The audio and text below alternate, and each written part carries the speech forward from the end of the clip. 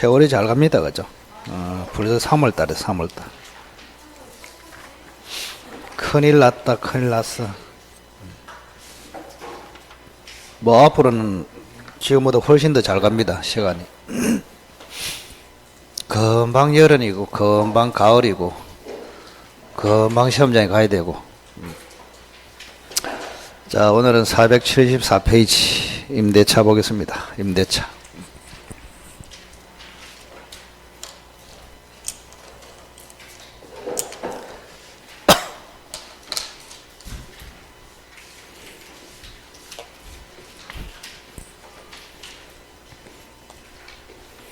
지옥의 배치를 다시 하시는 모양이네.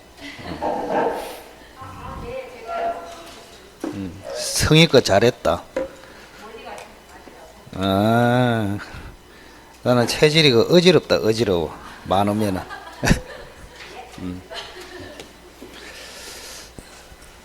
자, 임대차는 총 6문제 정도 나오거든요. 여기는 이제 일반 임대차 천천히 한번 봅시다. 그 다음에 주택임대차, 상가임대차 이렇게. 자, 오늘은 여기까지 정리합니다. 가담법하고 실명법은 그 11월 달에 동영상 있잖아요. 지난번에 그걸 고려해서 조금 가담법 실명법 중심으로 강의를 해놨거든요. 그때 여러분은 눈치를 못 채지만 저는 다 계획하에 하고 있단 말이죠. 그러니까 오늘은 특별법의 주택임대차, 상가임대차 여기까지. 그러면 주택이나 상가가 아닌 일반 임대차의 대상은 주로 토지가 되겠습니다. 토지나 공장, 뭐 창고 이런 게 되겠죠, 그죠? 주로 토지를 가지고 출제를 많이 합니다. 예를 한번 들어볼까요? 갑이라는 사람이 요 토지를 을에게 지금 빌려줍니다. 빌려주는 계약은 두 가지거든요. 대가를 받지 않으면 사용대차, 대가를 받으면 임대차. 사용대차는 시험에 안 들어갑니다. 그래서 을이 대가를 주고 갑은 물건을 빌려주고 이거를 임대차라고 합니다. 임대차 계약. 자, 그럼 이제 임차인이 되겠죠. 이 사람은 임차인이 되고 갑이라는 사람은 빌려준 임대인이 됩니다. 이렇게 임대인. 그러면 계약이 성립하면은 임대인에게는 무슨 의무가 생길까? 임차인에게는 무슨 의무가 생길까? 우선은 토지를 넘겨줘야 됩니다. 그죠? 그걸 이제 토지 인도 의무다. 이렇게 부릅니다. 토지 인도 의무. 그 다음에 이제 넘겨주기만 하면 되는 것이 아니고, 넘겨줘가지고 을로 하여금 사용 수익해 할 의무가 있습니다. 이렇게. 그래서 을 쪽으로 이렇게 넘어갔다. 그럼 임차인은 뭐 하느냐? 대가를 줘야 되겠죠. 차임 지급 의무가 있습니다. 차임 지급 의무. 근데 우리가 이제 출제위원들이 출제할 때 임대인 쪽에서는 의무를 출제합니다. 의무를 출제해요. 근데 임차인은 월세를 지급해야 할 의무 요 하나밖에 없거든요. 그래서 임차인의 의무는 출제할 게 없어. 그래서 임차인에게는 권리를 출제합니다. 권리, 임차권, 기타 권리 이렇게. 자, 그러면 임대인은 사용 수익해 할 의무 중에서 가장 중요한 의무가 수선 의무가 되겠습니다. 수선 의무. 요 수선은 다른 말로 보존 의무, 유지 의무, 수선 의무 같은 말. 보존, 유지, 수선 그렇게. 자, 수선은 크게 세 종류가 있거든요. 하나는 사소한 하자에 대한 수선. 두 번째는 소규모 하자에 대한 수선. 세 번째는 대규모 하자에 대한 수선. 요 세 가지. 자, 사소한 수선은 임차인 스스로 하라. 이게 판례입니다. 대규모 수선은 임대인이 해줘야 합니다. 임대인이 부담한다. 근데 우리가 이제 수선 그러면 요 소규모 수선을 원칙으로 합니다. 소규모, 아무 소리 없으면 소규모. 그럼 이 소규모는 어떻게 할 것이냐? 자, 이것도 임대인이 해줘야 합니다. 임대인. 자, 임대인이 해줘야 하기 때문에 임차인이 자기 돈 들여서 하면은 임대인에게 돈을 받아낼 수 있다. 그죠? 임대인이 해줘야 하는데 임차인이 대신 했단 말이야. 임차인이 대신 돈 들었죠? 임대인 대신에. 그럼 임대인에게 받아내야 되겠죠? 그거를 이제 임차인의 권리 중에서 필요비 상환 청구권 이렇게 부릅니다. 필요비 상환 청구. 자, 그 다음 특약을 하면은 임차인이 부담할 수도 있다. 여기까지 간단하게 정리하시면 되겠습니다. 자, 그 다음에 임차인의 권리를 하기 전에 기간을 한번 보겠습니다. 기간. 임대차의 기간. 기간은 우선은 최단기간, 최장기간이 있습니다. 이렇게 최단기간, 최장기간. 최단기간은 몇 년 이상, 최장기간은 몇 년 이하 그런 뜻입니다. 자, 과거에는 20년 이하 요렇게 돼 있었는데 요게 위헌 결정 받아서 폐지됐습니다. 그래서 최장기가 없습니다, 지금. 그러면 최단기는 몇 년일까요? 최단기도 없습니다. 조심해야 됩니다. 몇 년 이상 이게 없어요. 근데 주택임대차는 2년 이상, 상가임대차는 1년 이상, 일반임대차는 없어. 조심해야 됩니다. 조심. 그래서 일반이든 주택이든 상가임대차는 최장기간은 전부 없어요. 근데 최단기간은 일반은 없고 주택은 2년, 상가는 1년 이렇게 됩니다. 그럼 기간이 나면 따라 나오는 게 갱신 문제입니다. 갱신. 기간을 연장하겠다. 이거를 갱신이라 합니다. 갱신. 자, 갱신은 크게 계약으로 합의로 갱신한다. 합의 갱신. 그 다음에 법률 규정에 의해서 자동으로 갱신된다. 자, 이거를 묵시의 갱신 또는 자동 갱신 이렇게 부릅니다. 그럼 당연히 요거는 시험이 안 나옵니다. 자, 계약으로 합의로 얼마든지 기간을 연장할 수 있기 때문에 시험 낼 게 없어요. 그럼 법률 규정에 의해서 자동으로 갱신된다. 뭐 이거는 중요하다. 당연하죠, 그죠? 간단하게 한번 보겠습니다. 자, 예를 든다면 여기에 임대차가 종료되는 시점이고 갑이라는 사람이 임대인으로서 주인이고 을이 빌린 사람으로서 임차인입니다. 이렇게. 자, 임대차 내용을 딱 보니까 기간은 3년이고 보증금은 3천만 원 지급했다. 이런 이야기. 그러면 종료된 후에 상당 기간 동안 표현을 이렇게 하고 있습니다. 상당 기간 동안, 종료 후 상당 기간 동안 주인이 침묵을 지키고 있다. 이런 이야기. 자, 주인이 말을 했습니까? 침묵했습니까? 침묵. 원래 종료가 되면 주인이 말을 해야 되잖아요. 그죠?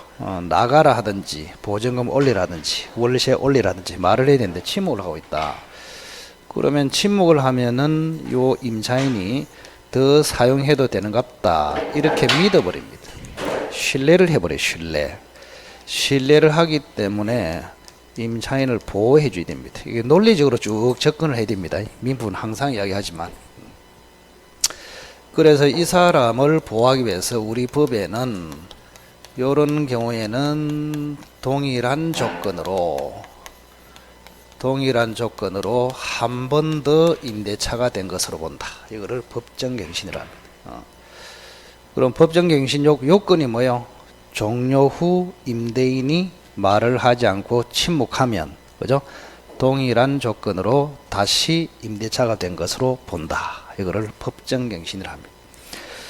자, 근데 주의할 점은 그러나 기간만큼은 동일한 조건으로 되지 않습니다. 기간은 어떻게 돼 있냐? 정함이 없는 것으로 된다. 요래 돼 있어요. 요 기간이 핵심입니다. 기간. 그럼 법정갱신되면은 보증금은 3천으로 같아진다. 이런 이야기입니다. 그럼 기간은 3년으로 된다. 정함이 없는 것으로 된다. 정함이 없는 것으로 된다. 그러면 정함이 없는 것으로 되기 때문에 갑도, 을도 해지 통고를 할 수가 있습니다. 해지 통고. 자, 기간을 정하지 않았을 때 임대차를 종료시키는 수단, 그걸 해지 통고를 합니다. 계약을 위반했을 때, 월세를 2번 이상 연체했을 때 종료시키는 수단을 적시 해지, 법정 해지. 기간을 정하지 않았을 때는 해지 통고 이렇게 합니다. 그러면 해지 통고는 임대인이 할 수도 있고 임차인이 할 수도 있다. 임대인이 하면은 6개월 후에 종료가 되고 임차인이 하면은 1개월 후에 종료가 됩니다. 이렇게. 나중에 주택입니다. 법정갱신하고 전혀 다릅니다. 그래서 이게 딱 기초를 잡아놔야 된다. 그래서 일반 임대차의 그 법정갱신 요건은 종료 후입니다. 종료 후 상당 기간 동안 주인이 침묵하면은 동일한 조건으로 법정갱신된다. 그런데 보증금은 동일하게 되지만 기간은 동일하게 되는 것이 아니고 정함이 없는 것으로 된다. 그래서 임대인도 임차인도 해지 통고해서 끝낼 수 있다. 임대인이 하면은 6개월 후에 종료, 임차인이 하면은 1개월 후에 종료. 요렇게. 자, 그다음. 자, 법정갱신되기 전에 임대차에 담보가 붙어 있었거든요. 요거는 조금 외우세요. 조금 내용이 어려워서 다음에 조금 실력이 증가하면 하기로 하고. 자, 임대차에 담보가 붙어 있었는데 법정갱신되면은 이 담보는 어떻게 되겠느냐? 자, 요거를 외우시기 바랍니다. 요 담보는 존속하느냐, 소멸하느냐. 첫째, 임차인이 담보를 제공할 수도 있고 제3자가 제공할 수도 있습니다. 이렇게. 자, 임차인이 제공한 담보는 법정갱신되어도 무조건 존속합니다. 그대로 따라온다. 자, 제3자가 제공한 담보는 2가지로 나눠야 합니다. 하나는 일반 담보, 저당권 같은 거, 그 다음에 보증금이 있습니다. 보증금도 제3자가 제공할 수 있거든요. 자, 일반 담보는 소멸, 보증금은 존속. 요렇게 보는 것이 현재 판례입니다. 이렇게. 저 빨간 글씨는 딱 메모해놨다고 외우시기 바랍니다. 자, 그 다음에 임차인의 권리를 한번 볼까요? 임차인의 권리. 임차인 쪽에서는 권리가 시험에 나온다 그랬습니다. 자, 권리 중에서 임차권이 있단 말이에요. 사용수익권을 임차권이라 합니다. 임차권. 자, 그러면 임차권은 예를 다시 한번 들어볼게요. 자, 여기에 토지가 있습니다. 갑이라는 사람이 임대인입니다. 을이 지금 토지를 빌렸습니다. 빌려 가지고 있는데 3월 1일 날 임차인이 됐거든요. 근데 을한테는 임차권이라는 것이 있습니다. 자, 임차권은 물권일까요? 채권일까요? 어리부리하면 푸덕푸덕 넘어가 본다, 이 채권. 그래서 항상 여러분이 권리가 나오면 제가 이야기했잖아. 물권, 채권, 형성권. 그 답을 풀이하는 그 수단이다, 이런 이야기입니다. 채권은 강력합니까? 약합니까? 약해요. 물권은 강력하고. 그러면 채권이 약하다는 것은 제3자에게 주장을 못한다, 그런 뜻이에요. 계약의 상대방 갑에게는 주장할 수 있고 갑다시에게는 주장할 수 없다. 이게 뭐요? 약하다, 그런 뜻입니다. 자, 그러면 테스트 해보자. 자, 갑이라는 사람이 4월 1일 날 갑다시한테 땅을 팔아먹었어. 그럼 주인이 바뀌었네요. 자, 이 사람이 현재 땅 주인이 됐습니다. 갑다시가. 그럼 당연히 갑다시는 자기 땅에 가볼 거 아닙니까? 가보니까 을이 사용을 하고 있단 말이에요. 그럼 갑다시 나가라 했을 때 못 나가겠다. 요렇게 대항할 수 있느냐, 이걸 대항력 문제라 합니다. 나중에 주택임대차에도 들어가겠지만은 대항력 문제. 대항을 할 수 있겠느냐, 대항. 자, 이제 계약의 당사자 갑에게는 주장이란 표현을 쓰고 당사자 아닌 제3자에게는 대항이란 표현을 쓴다. 그래서 제3자에게 임차권을 주장하는 것을 대항한다. 표현을 이렇게 합니다. 자, 대항할 수 있을까요? 없습니다. 채권이기 때문에, 그죠? 그러면 어른 이제 쫓겨나야 된다. 이런 이야기입니다. 쫓겨나야 된다. 이게 원칙이에요. 그럼 쫓겨나지 않게 하려면 대항력을 주면 되지 않습니까? 자, 대항력을 부여하면은 대항할 수 있기 때문에 쫓겨나지 않는다. 자, 대항력을 부여하는 방법이 두 개 있는데 혹시 알까요? 하나는 뭘까요? 등기합니다. 그죠? 임차권을 등기한다. 여기 청기누설 하나 말씀드릴게. 채권 또는 계약은 등기하면은 물권처럼 모든 사람에게 주장할 수 있다. 즉 제3자에게 주장할 수 있다. 임차권 등기. 하나는 뭐 있을까요? 하나, 임차권을 등기하면은 대항력이 생긴다. 또 하나, 울산처럼 뭐 전입신고 하랍니까? 전입신고 하고 싶은 사람 손 들어봐라. 울산에는 강력하게, 그거는 울산은 사람들이 제가 여기보다 훨씬 적극적이라고 이야기했습니다. 과감하게 이야기합니다. 하나 더 뭡니까 하니까 전입신고 딱 이럽니다. 전입신고. 깜짝 놀래가지고 제가 다시 물어봤습니다. 토지에 전입신고 하는 거 봤냐 이러니까 이러더라고. 그죠? 토지입니다. 토지 정신체리고 전입신고는 주택이 합니다. 여기는 뭐요? 지상 건물을 지어 가지고 지상 건물을 등기하면 됩니다. 이렇게. 그래서 토지 임차권에 대항력 생기는 방법 몇 개다? 두 개. 임차권 자체를 등기해도 되고 지상 건물을 등기해도 되고 이렇게. 그다음 임차인의 권리 중에서 임차권에 따라오는 부수적인 권리가 3대 권리라고 했습니다. 3대 권리. 임차인의 3대 권리가 별 4개다. 요거는 해마다 출제 가능성이 90% 이상입니다. 3대 권리. 그 지금 여러분이 추적을 쭉 해보면은 임대인은 뭐가 나온다 했습니까? 나오면 임대인, 의무. 그래서 의무가 나온다 하면서 의무를 간단하게 이야기해놨잖아요. 이렇게. 임차인은 차인직업 의무인데 시험 낸다 안 낸다? 안 내. 임차인은 뭐를 낸다고? 권리를 낸다고. 권리. 그 임차인의 권리 중에서 임차권 자체는 대항력이 있고 부수적인 권리가 3대 권리가 있다고. 이렇게 3대 권리. 그런 표시를 우선 해보고 할까? 자, 여기 봅시다. 거기 한번 보자. 요거부터 체크 한번 해볼까? 자, 479페이지 한번 보세요. 479페이지. 자, 3분의 2 지점에 니은의 차임 부정액 특약 찾았나요? 차임 부정액 특약 그 줄 것이고. 자, 특약이 유리하냐, 유효이냐, 무효이냐 이렇게 물었을 때 임차인에게 유리하면은 유효, 불리하면은 무효 이렇게 됩니다. 그 차임 부정액은 차임을 올리지 말자 이거 아닙니까? 임차인에게 유리하다, 불리하다. 이것도 생각해야 되나? 아따 참. 차임을 월세를 올리지 말자 이렇게 특약했잖아요. 그죠?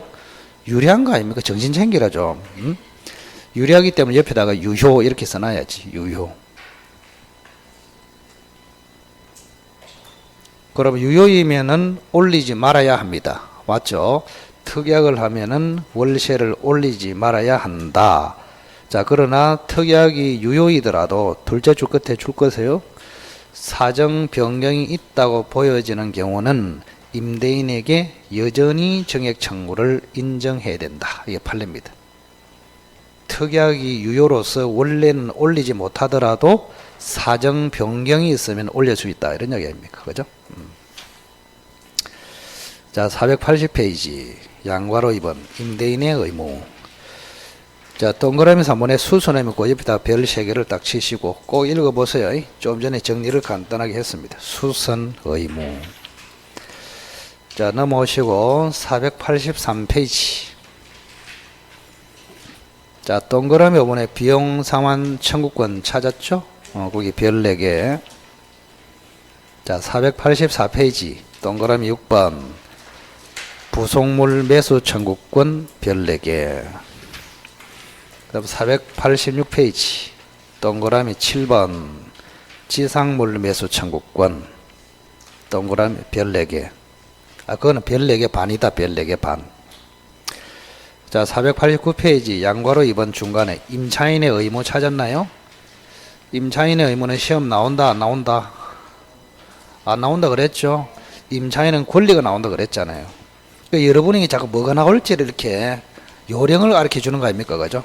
나중에 가면 갈수록 이게 분량이 많기 때문에 요령이 없는 사람은 시험 되기 힘들어요. 잘 안 됩니다. 생각보다. 이 분량이 많아 감당이 어떻게 되겠습니까? 나중에 가면 갈수록 쌓이는데. 처음에 뭣도 모를 때는 별거 아닌지 싶어도 나 본격적으로 공부가 시작되면은 분량이 너무 많아. 한두 과목도 제대로 못 쳐낸단 말이에요. 그래 분량을 계속 줄여야 된다니까. 임차인의 의무는 시험에 나온다 안 나온다? 안 나와. 그 써놔라 옆에다가.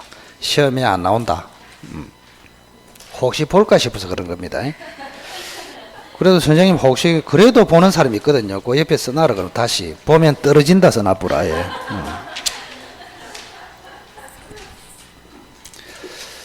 자, 비용 상환 청구 요거를 정리를 하겠습니다. 요거는 반드시 필기를 하십시오. 비용 상환 청구권, 비용 상환 청구권. 요거하고 우선은 매수 청구권하고 비교를 하겠습니다. 매수 청구권. 자, 아까 3대 권리가 뭐라 했나요? 3대 권리. 별 4개 친 거, 별 4개 친 거. 비용 상환 청구, 부속물 매수 청구, 지상물 매수 청구. 그죠? 그게 3대 권리가 되겠습니다. 3대 권리. 자, 우선은 두 개를 비교를 큰 틀에서 비교를 하겠습니다. 비용 상환 청구. 첫째, 비용 상환 청구는 임의 규정입니다. 임의 규정. 자, 이 말은 특약으로 포기할 수 있다 이런 이야기입니다. 즉 특약이 유효하다 그런 뜻입니다. 우리끼리는 비용 청구를 하지 맙시다. 특약을 하면은 비용 청구를 할 수 없어요. 임의 규정이기 때문에. 그런데 매수 청구는 강행 규정입니다. 그래서 포기 특약을 할 수 없어요. 하더라도 무효입니다. 무효.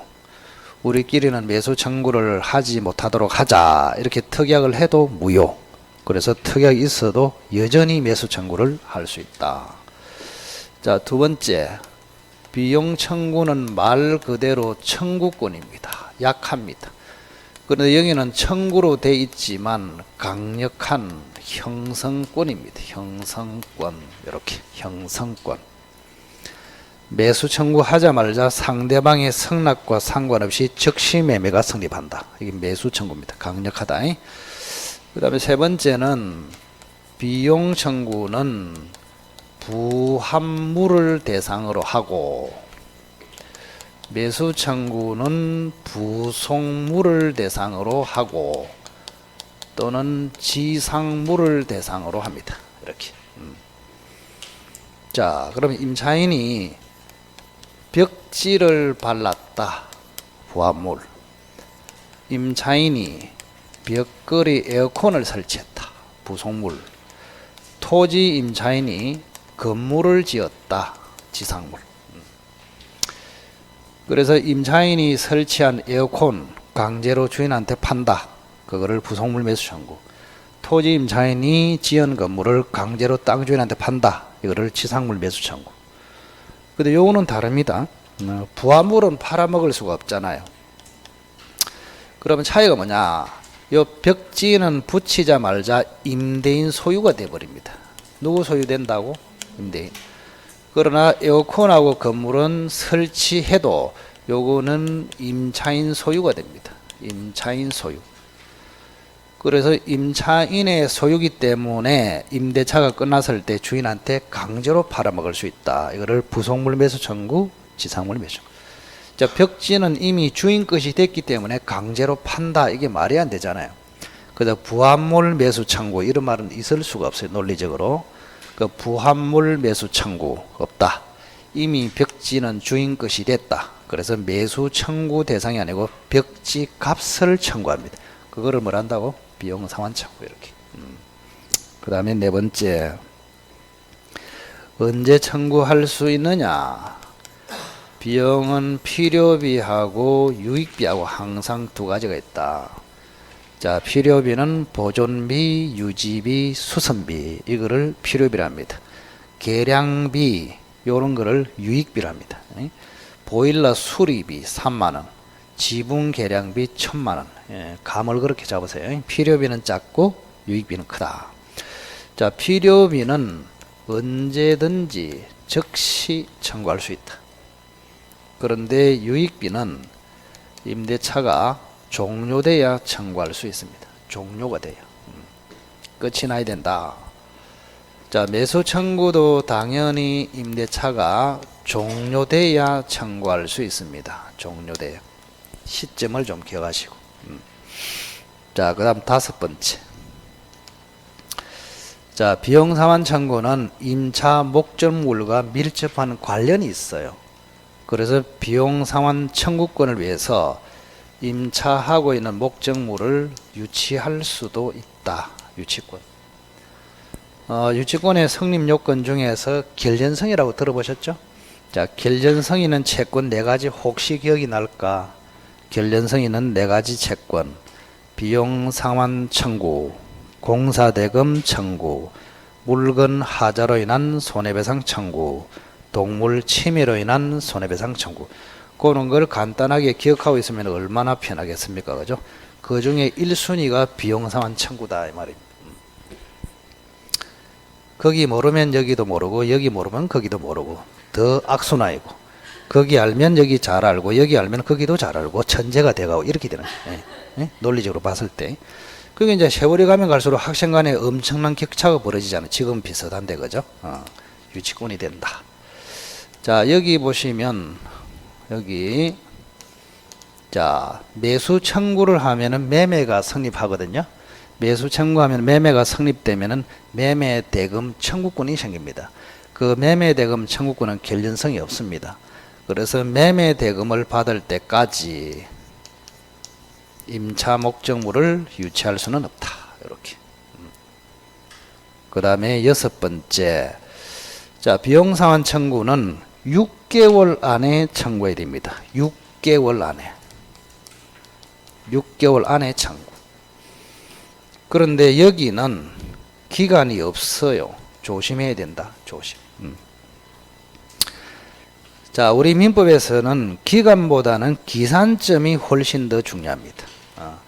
6개월 안에 요거 자체부터는 언제부터 6개월이나 임대차 종료 시로부터냐 목적물 반환 시로부터냐 이게 관건이다 이 말이에요. 언제부터? 목적물 반환 시부터. 목적물 반환 시부터. 그 체크 한번 해볼까? 484페이지 보세요. 484페이지. 자, 판례보기 밑에 띄고 보세요. 목적물 반환받은 날로부터 6개월 내에 요래 돼 있죠. 그래서 6개월보다는 반환받은 날 이래야지 종료된 날 그러면 큰일 난다. 조심하시고. 자, 요 정도로 좀 비교를 하시기 바랍니다. 여러분은 지금은 잘 몰라도 나중에 공부가 되면은 아이고야 민법선생님이 기차게 참 요약을 잘했네 이런 생각이 들 기다. 지금은 잘 몰라. 지금 공부가 되면. 자, 그 다음 매수청구는 다시 두 가지로 나눠지거든요. 매수청구. 하나는 부속물 매수청구, 지상물 매수청구. 이거를 또 구체적으로 나눠보자. 첫째, 부속물 매수 청구는 건물 임차인이 가집니다. 건물을 빌려가지고 에어컨을 부속시킨다. 그때 임대차 기간이 끝나면 부속시킨 에어컨을 집주인한테 팔아먹는다. 이거를 부속물 매수 청구. 자, 자, 지상물은 토지 임차인이죠. 토지를 빌려 가지고 지상 건물을 지었다. 이때 임대차가 끝나면 땅 주인에게 건물을 팔아먹는다. 이거를 지상물 매수 청구. 그 다음 부속물 매수 청구는 아무 부속물이나 되는 것이 아니고 임대인의 동의를 받아서 부속했거나 임대인으로부터 사서 부속했거나 요 두 가지만 됩니다. 두 가지. 두 가지만 된다. 자, 그런데 지상물 매수 청구의 지상물은 원칙적으로 다 됩니다. 다 됩니다. 근데 여기에 판례가 굉장히 많거든요. 판례를 암기할 필요가 없단 말이에요. 다 되는데 뭐. 자, 그래서 안 된다는 판례가 없어요. 전부 다 돼. 그래서 만약 시험에 미등기 건물은 매수 청구를 할 수 없다. X. 무허가 건물은 매수 청구를 할 수 없다. X. 임대인에게 소용이 없는 건물은 매수 청구를 할 수 없다. X. 임대인에게 경제적 가치가 없는 건물은 매수 청구를 할 수 없다. 전부 다 틀렸다니까. 그러니까 다 된다 이 말 아닙니까? 그래서 판례는 굉장히 많은데 그래서 이 공부에는 요령이 사실 70%야. 노력도 중요하지만 요령이 없으면 굉장히 고생합니다. 판례가 수없이 많은데 그러니까 선생님이 가르쳐 주자는 판례를 읽어보니까 전부 다 된다 이거야. 된다. 안 된다는 게 없다고. 자, 미등기 건물은 된다 안 된다? 된다. 무허가 건물 된다 안 된다? 된다. 경제적 가치가 없는 건물 된다 안 된다? 된다. 임대인에게 소용이 없는 건물도 된다. 다 된다. 안 된다고 하지 말라고. 무조건 된다. 근데 안 되는 게 딱 세 가지를 기억하라. 원래 요거는 4월 달에 가르치는데 조금씩 앞으로 당깁니다. 어렵다고 해서 자꾸 뒤로 이래 하다가는 나중에 큰일 납니다. 감당이 안 돼. 그래서 조금 신경 쓰이더라도 중요한 부분은 미리미리 조금 해야 됩니다. 미리미리. 자, 요 세 가지는 딱 부를게요. 첫째는 비닐하우스. 그 다음 두 번째는 고가의 지상물. 세 번째는 임대차 목적에 위반해서 축조된 지상물. 세 개. 자, 매수 청구 대상이 되지 않는 세 가지 한번 해볼까요? A가 뭐라고? 비닐하우스. B는 고가의 지상물. C는 임대차 목적에 위반해서 축조된 지상물. 그러니까 임대차 목적에 위반된 건물 이렇게 해도 됩니다. 간단하게. 그 세 개만 딱 안 된다고 기억하십시오. 그 다음 세 번째. 작년보다는 올해가 조금 깊이 있는 내용들을 조금 땡겨서 하고 있습니다. 제가. 여러분은 눈치 못 채고, 그죠? 조금 땡겨서. 왜 그러냐? 상대평가 될 가능성이 매우 높기 때문에. 제가 볼 때는 90%입니다. 2년 후에. 그거 되면은 여러분은 여기서 제가 미안하지만 한 명도 시험 안 됩니다. 한 명도 안 돼. 평균 90점 이상 받아야 될 거다. 이런 이야기. 자, 그래서 그거 되기 전에 올해 꼭 시험에 합격하라는 의미에서 조금 힘들어도 미리미리 좀 하자 이 말입니다. 나중에 후회하지 마시고. 자, 마지막에 갱신청구. 갱신청구는 기간을 연장하겠다 그런 뜻이거든요. 갱신청구. 이 갱신청구를 거쳐야 매수청구를 할 수 있느냐, 이거 굉장히 중요합니다. 세 번째가 포인트다 이런 이야기. 자, 부속물 매수 청구는 갱신 청구를 할 필요 없이 임대차가 종료되면은 즉시 매수 청구를 할 수가 있습니다. 그런데 지상물 매수 청구는 갱신 청구를 먼저 반드시 경유를 해야 매수 청구가 가능합니다. 기간을 연장해 주세요. 이렇게 해야 된다고. 그럼 갱신 청구 했는데 주인이 오케이. 그래 갱신해 줄게. 이래 돼 버리면 기간이 연장되기 때문에 매수 청구는 할 수 없어요. 팔아먹을 수 없다. 자, 임대인이 니 같으면은 갱신해 주겠냐? 거절을 해 버렸단 말이에요. 거절. 그때는 그러면 사가라. 이렇게 매수 청구가 가능합니다. 이렇게 된다. 구조를 기억하십시오. 그래서 부속물 매수 청구하고 지상물 매수 청구하고 제일 큰 차이가 뭐라고? 요거. 다른 거는 유치원 수준이다. 요런 것들은 요거다 요거. 부속물 매수 청구는 갱신 청구 없이 즉시 매수 청구. 지상물 매수 청구는 갱신 청구를 먼저 해보고 거절 당할 때 매수 청구로 들어간다. 됐죠? 그렇게. 그 다음에 지상물 매수 청구는 조금 더 중요하기 때문에 하나 더 예를 한번 들어볼게요. 잘 보시기 바랍니다. 자, 우선은 여기 한번 볼까? 갑이라는 사람이 땅 주인이라고 봅시다. 땅 주인. 잘 보시기 바랍니다. 우리 땅을 빌렸습니다. 빌렸어. 빌려가지고 여기에다가 건물을 지었습니다. 그런데 임대차가 3월 1일 날 종료됐습니다. 그럼 종료가 되면 을이 뭐합니까? 갱신 청구해보고 갑이 거절하면 집을 팔아먹을 수 있다. 이걸 지상물 매수 청구다. 자, 을이 지상물 매수 청구를 하는데 정확하게 매수 청구를 하는 주체가 누구냐, 이걸 상세히 알아야 됩니다. 또 매수 청구의 상대방이 누구냐, 이걸 상세히 알아야 된다. 주체와 상대방. 다른 거는 주체와 상대방이 문제가 안 됩니다. 그래서 토지 임차인이 건물을 팔아먹을 때 팔아먹을 수 있는 사람이 누구냐, 사야 되는 사람이 누구냐, 정확하게. 자, 주체는 이렇게 되어 있습니다. 이렇게 정확하게 읽어줘야 돼. 너무 자꾸 제가 정확성을 이야기하니까 돌아가지고 나중에 너무 고민한다고 몰라. 또 한번 읽어봐. 뭐라 했었노? 다시. 지상물의 소유자인 임차인. 포인트가 두 개입니다. 지상물의 소유자인 토지 임차인이다. 이렇게.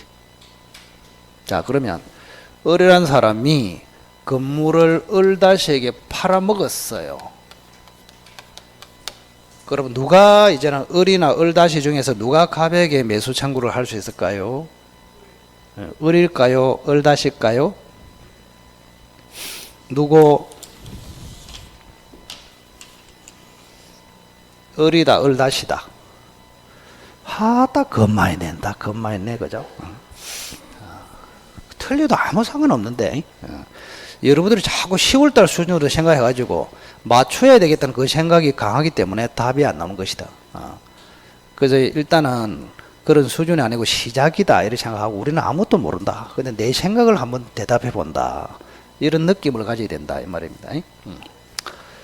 자, 여기는 을도 안 되고 을다시도 안 됩니다. 자, 을은 왜 안 될까요? 지상물의 소유자가 아니죠. 그래서 안 돼. 을다시는 왜 안 될까요? 지상물의 소유자인데 토지 임차인이 아니잖아. 건물만 넘겨받았기 때문에. 그래서 포인트를 소유자이면서 토지 임차인이 돼야 한다. 이런 이야기입니다. 그래서 만약에 을다시가 건물을 사면서 을로부터 임차권도 넘겨받았다. 그러면 을다시가 매수 청구를 할 수 있지.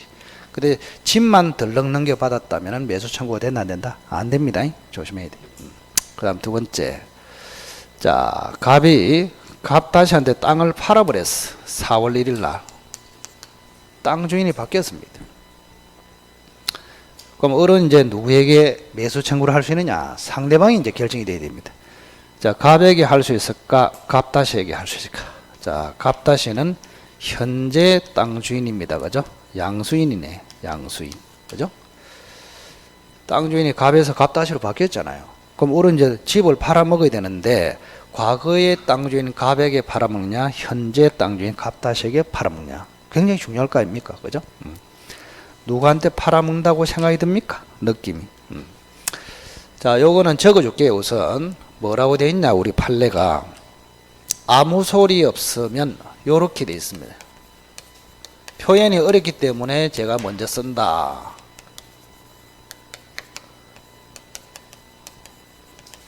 자, 한번 읽어 보실까요? 임차권 요거 소멸. 임차권 소멸 당시에 임대인. 임차권 소멸 당시에 임대인은 누굽니까? 갑이죠. 그래서 갑에게 매수 청구를 할 수 있는 게 원칙입니다. 자, 현재 땅 주인에게 한다. 원래 임대인에게 한다. 원래 임대인. 임대차 소멸 당시에 임대인 갑에게 합니다. 갑에게. 그런데 갑다시에게 할 수도 있습니다. 갑다시에게.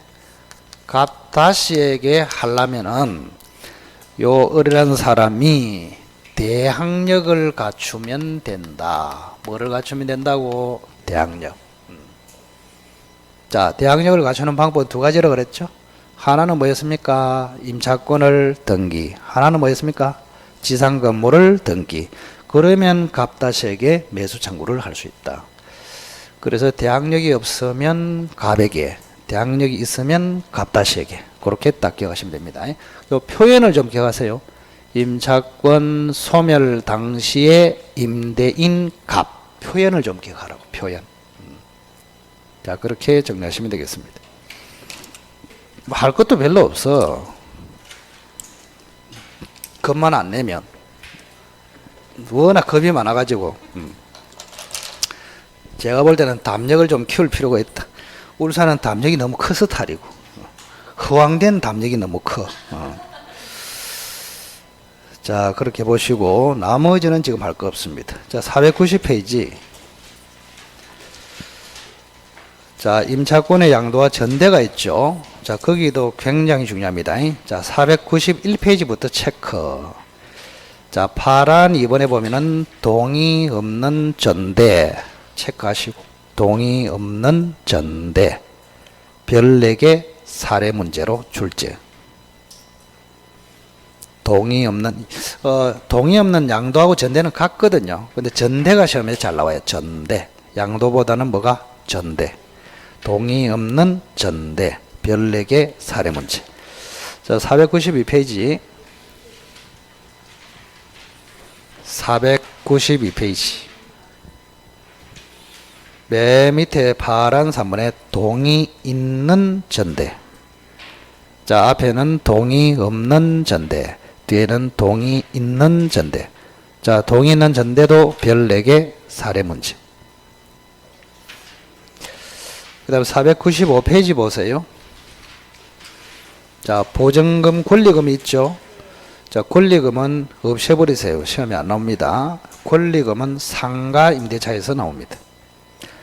그러면 선생님 보증금은 나옵니까? 보증금 옆에다가 보증금의 기능 이렇게 써보시기. 보증금의 기능. 다른 거는 별로 할 거 없고, 보증금 자체에 대해서 작년에 한 5년 만에 처음으로 출제가 됐거든. 보증금에 대해서. 올해는 확률이 많이 떨어집니다. 그래서 보증금 기능 정도만 정리하고 가시면 된다. 그렇습니다. 자, 497페이지 한번 넘겨보겠습니다.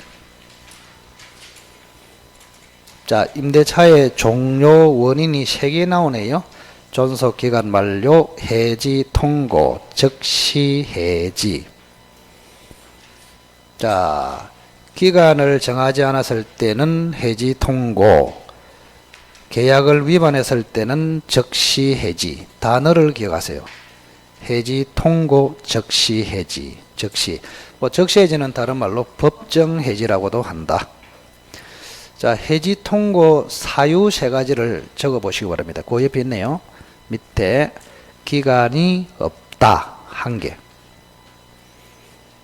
자, 636조는 기간은 정했는데 해지할 권리를 보류했다. 둘째 줄에. 그 다음에 637조 임차인이 파산했다. 3가지. 자, 해지 통고 사유는 몇 개라고? 3개. 가장 원칙적인 게 635조 기간을 안 정했다. 해지 통고. 636조 기간을 정했으나 해지할 권리를 남겨뒀다. 637조 임차인이 파산했다. 요 3가지. 그럼 즉시 해지 사유도 많고 해지 통고 사유도 있단 말이야. 예를 들어서 자, 여기 보세요. 계약을 위반했을 때는 뭐 한다고? 즉시 해지. 계약 위반과 상관없이 그죠? 할 수 있는 게 해지 통고가 있단 말이야. 해지 통고. 해지 통고 사유는 딱 3가지밖에 없어. 즉시 해지는 계약만 위반하면 되기 때문에 엄청나게 많습니다. 그럼 여러분이 만약에 외운다면 뭐를 외우면 됩니까? 해지 통고를 외우면 되잖아요. 3가지. 자, 해지 통고 사유는 3가지가 뭐라고? 기간을 정하지 않았다. 기간을 정했더라도 해지권을 보류했다. 기간을 정했더라도 임차인이 파산했다. 이 3가지 아닙니까? 그 이 세 개 빼놓고는 전부 다 적시 해지 사유다. 됐나요? 적시 해지 사유. 할 것도 없다. 자, 고생하셨고, 좀 이따가 중요한 동의 없는 전대부터 정리하겠습니다. 동의 없는 전대.